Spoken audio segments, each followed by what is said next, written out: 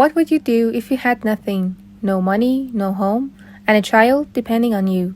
This is the true story of a man who lost everything and still refused to give up. Hello and welcome back to Bookshot. Before we dive in, hit like and subscribe for more real-life stories that can change the way you see success. The Pursuit of Happyness, written by Chris Gardner, is not just a story about success. It's about survival, determination, and the power of never giving up.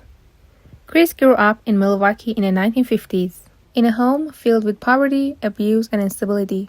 His stepfather was violent and his mother was often absent. His childhood taught him one thing. If he ever wanted a better life, he would have to build it himself. As an adult, Chris worked hard, but struggled to find direction. He tried different jobs, medical sales, odd businesses, but nothing stuck. Then one day, while walking through San Francisco, he saw a man stepping out of a red Ferrari. Chris asked him, "What do you do for a living?" The man replied, "I'm a stockbroker." That single answer changed everything. Chris decided that's what he wanted to become. Even though he had no degree, no experience, and barely any money, he started chasing an unpaid internship at a brokerage firm, believing it was his way out of poverty. But just as he began this journey, life collapsed around him. His relationship with his girlfriend Jackie was already strained. She was tired of the constant struggle and his endless optimism that never seemed to pay the bills. One morning, Chris was arrested for unpaid parking tickets.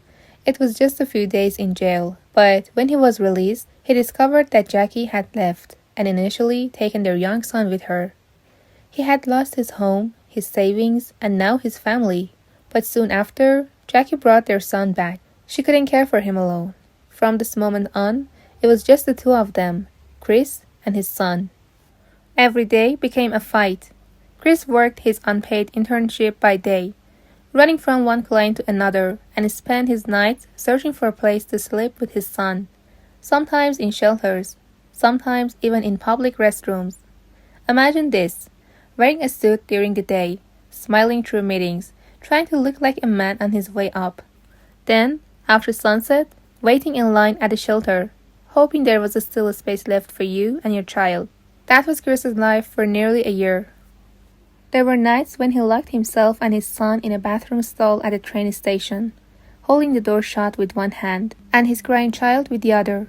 He didn't cry, didn't complain. He just whispered to himself, "This is temporary." What kept him going wasn't just ambition, it was love. He refused to let his son grow up the way he did. Finally, after months of exhaustion and rejection, the brokerage firm announced that one of the interns would be hired full-time. Chris didn't expect it. He walked into the meeting room, nervous, sweating, and then heard the words that changed his life forever. "Chris, we'd like to offer you a position." At that moment, he didn't jump, didn't shout.